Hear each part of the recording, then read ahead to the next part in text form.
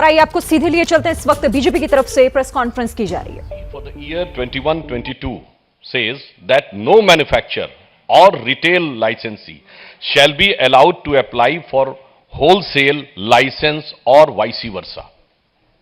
If wholesaler and manufacturers oblique retailers are common entities, there is a possibility of formation of syndicate leading to overcharging, brand influencing and pushing by entry into arrangement with certain brands at the cost of the exclusion of others.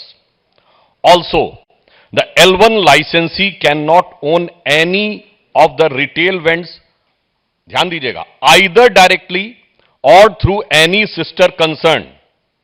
For this purpose, sister concern oblique related entities shall mean that the entities should not have common proprietors, common partners or directors or majority ownership, that is 51% of the proprietorship or the partnership of the company. They shall not lie with the same person in all the entities. The entities shall not have holding, subsidiary, relationship or not subsidiary of the same holding company. कहने का तात्पर्य यह है कि आबकारी नीति का सबसे बड़ा नीतिगत विषय यह था कि उत्पादक, वितरक एक समान नहीं होने चाहिए, क्योंकि इससे यह संभावना रहती है कि वो बाजार में अपना एकाधिपत्य बनाकर आगे जाकर मनचाहे तरीके से दामों को प्रभावित कर सकते हैं। और जब यह कहा गया कि प्रोड्यूसर, रिटेलर एंड डिस्ट्रीब्यूटर, यानी कि उत्पादक, वितरक अगर एक नहीं होने चाहिए तो वो कंपनियां किसी भी प्रकार से एक दूसरे से संबद्ध नहीं होनी चाहिए। और संबद्धता की विधिवत परिभाषा भी की गई है, अर्थात एक दूसरे के कॉमन डायरेक्टर नहीं होने चाहिए, एक दूसरे की शेयर होल्डिंग नहीं होनी चाहिए, व्यक्ति भी एक दूसरे में कॉमन नहीं होने चाहिए और किसी भी एक कंपनी की दूसरी कंपनी में मेजॉरिटी ओनरशिप नहीं होनी चाहिए। यानी प्रत्यक्ष या परोक्ष, यहां तक कि दूसरे या तीसरे टियर से भी परोक्ष रूप से आप प्रकारांतर से भी उत्पादन और वितरण को एक साथ नियंत्रित नहीं कर सकते। परंतु अब यह प्रश्न आता है, यह हम नहीं पूछ रहे हैं, एक्साइज डिपार्टमेंट ने नोटिस देकर पूछा 25 अक्टूबर 2021, 25 अक्टूबर 2021, आज 10 महीने हो चुके हैं। उन्होंने कंपनी का नाम लिया कि Enrich has applied for L1 distributor licence using the credential of a liquor manufacturing company Enrica enterprise having its distillery at Chennai. यानी ये हो गई उत्पादक कंपनी, मैन्युफैक्चरर। अब वो कह रहे हैं Enrich is also applied for L1 distribution licence despite being related to a Magunta agro and Pixie, which have won retail zone licensing for zone number 4, 23 and 22 with a malicious intent for forming a cartel. आप बताइए, one company is manufacturer, it is also a partner in the distributor और 3 zones का distribution उसको मिल जाता है। अब इसमें किसी प्रकार का कोई किंतु परंतु का की संभावना नहीं रह जाती है कि जो नीति तय की गई थी पारदर्शिता को लाने के लिए वो पूरी तरीके से प्रभावित दिखाई पड़ती है। दूसरा एक उदाहरण है, Indo spirit beverages private limited है, Indo spirit distribution private limited है और Indo spirit distribution private limited messrs Khao Gali restaurant private limited के साथ संबंधित है। यहां पर भी वही कंपनी उत्पादक है और वही शेयर होल्डर है। मैं उसमें बहुत डिटेल्स में नहीं जा रहा हूं, आप चाहें तो जाके चेक कर सकते हैं। और यह भारतीय जनता पार्टी का आरोप नहीं है, यह एक तथ्य है जो आबकारी विभाग ने 10 महीने पहले दिल्ली सरकार से पूछा, तो अब दिल्ली सरकार यह कह के बचाव नहीं कर सकती कि हमारी जानकारी में नहीं था, हम जांच कराएंगे। इससे बिल्कुल साफ हो जाता है कि इन लोगों ने आबकारी नीति में जानकारी में आने के बाद पूरी तरीके से उद्देश्य के साथ बात की है।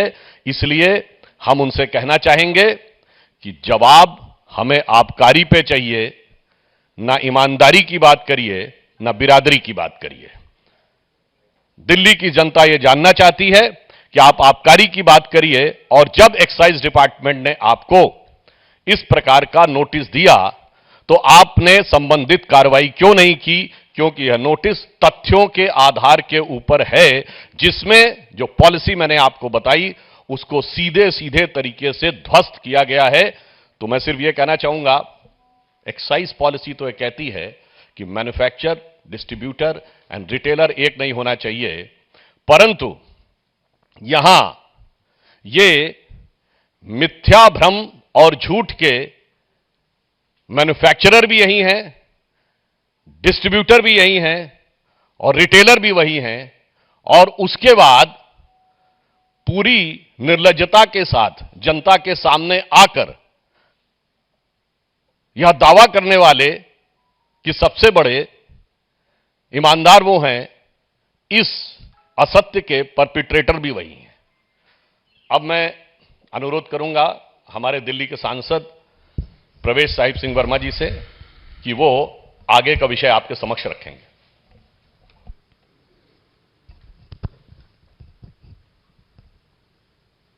धन्यवाद सुधांशु जी। सभी मेरे पत्रकार मित्रों,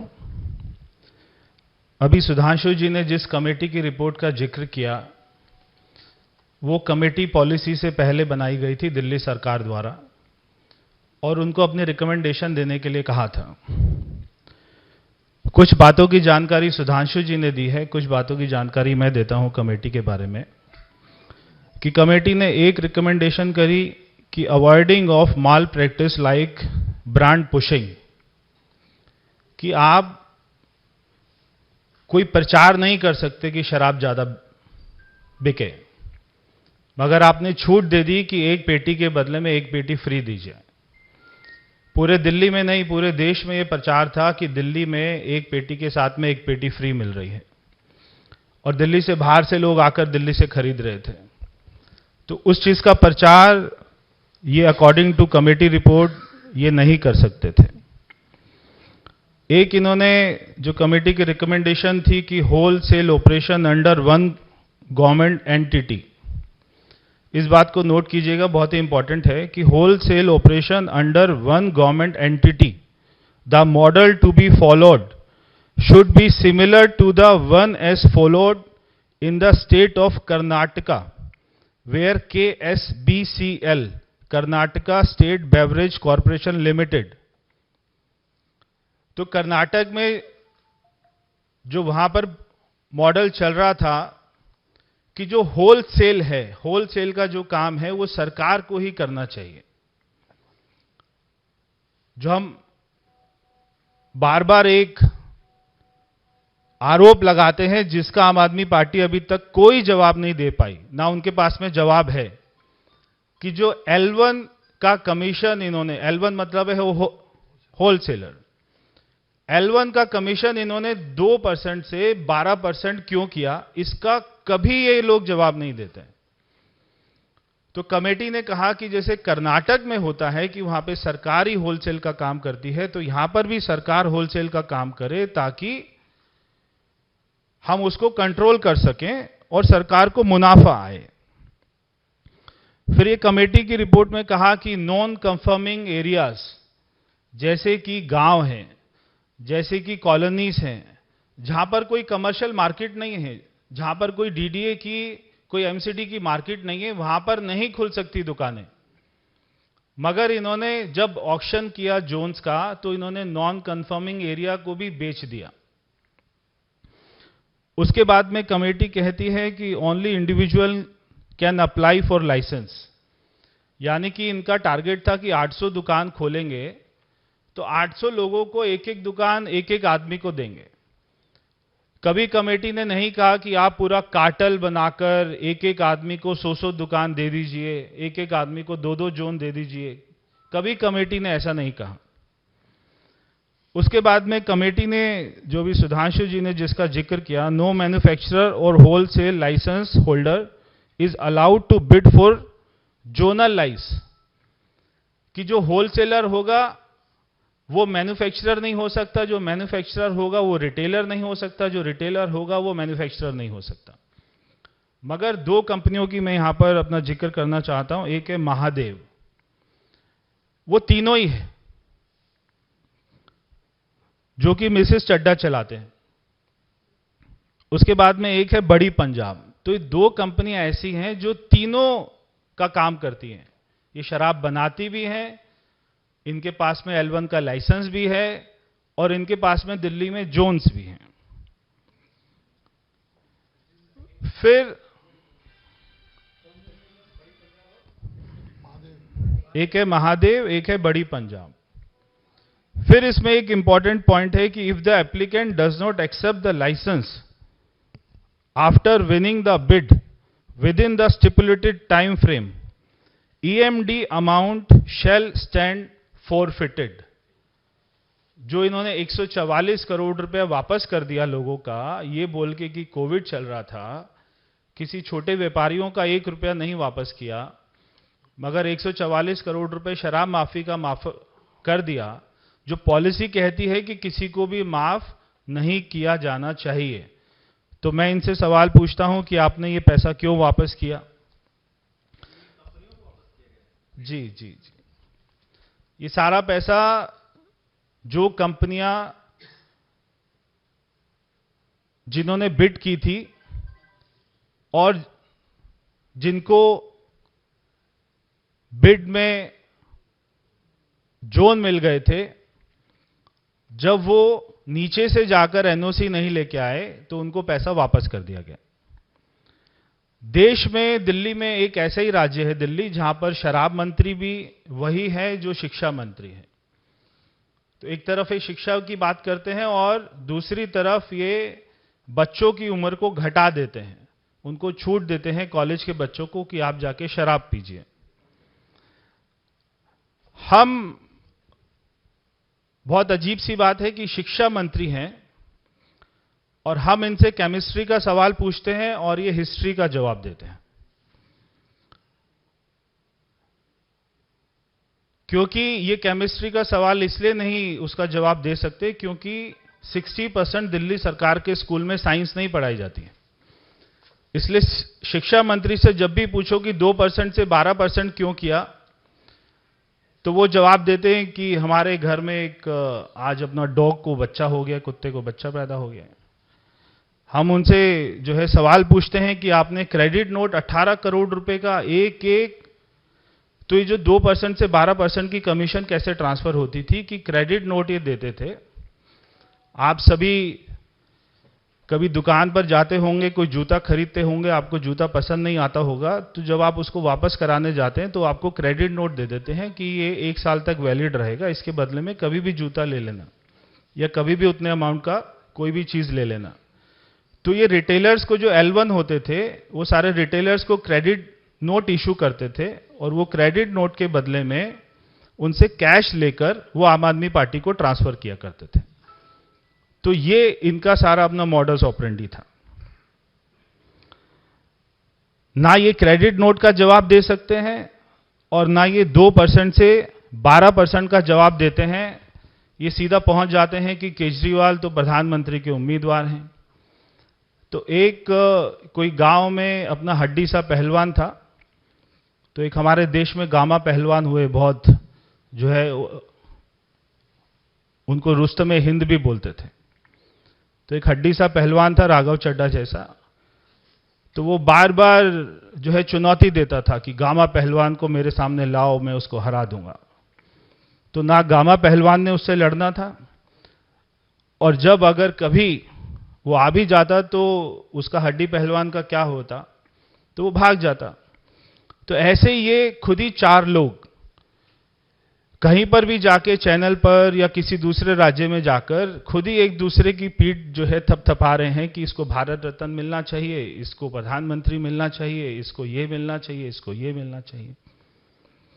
मैं आपको बहुत ही इंटरेस्टिंग फिगर एक जो है बताने वाला हूं और जब आप इनकी आम आदमी पार्टी की पीसी में जाएं तो जरूर उनसे ये वाला सवाल पूछें, इसका भी जवाब उनके पास नहीं होगा। कि आपने मनीष सिसोदिया को बार बार ये कहते सुना होगा कि हमारी दुकानें ज्यादा नहीं खुली, इसलिए जो हमारा रेवेन्यू है वो कम आया।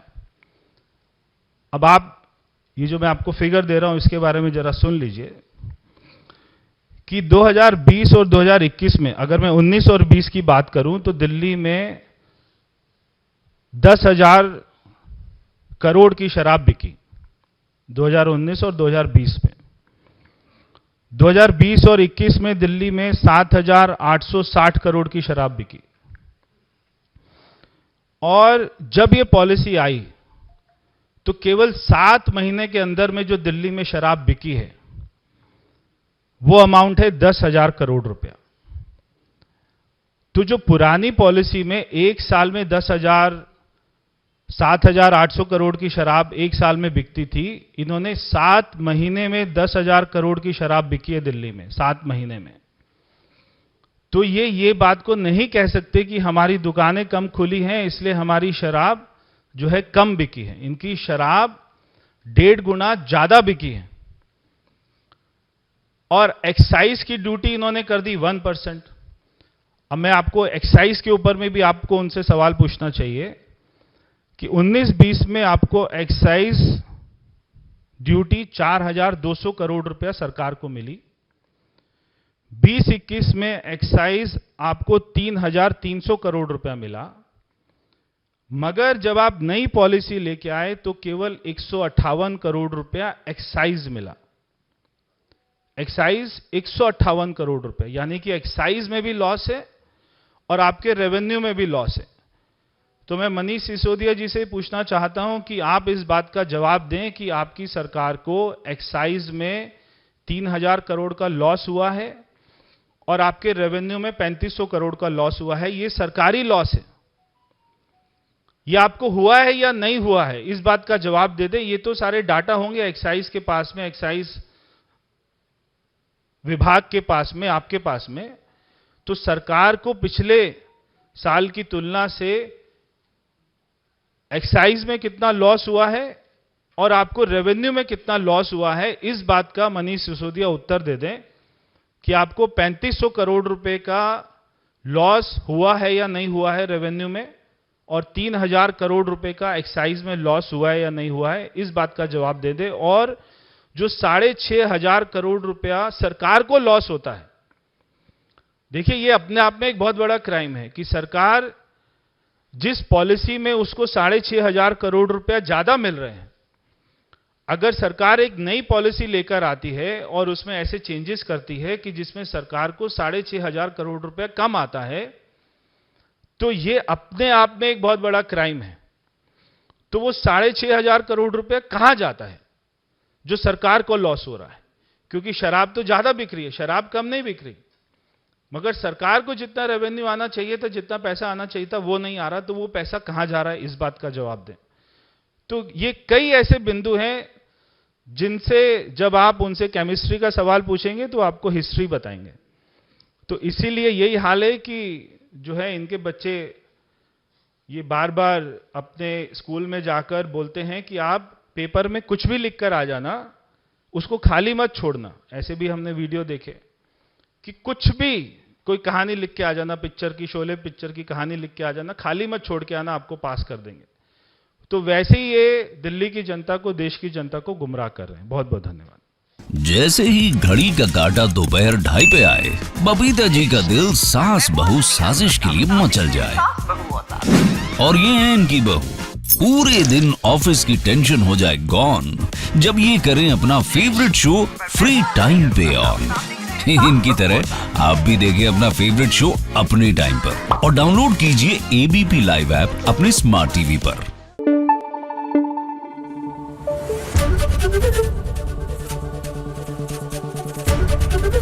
एबीपी न्यूज आपको रखे आगे।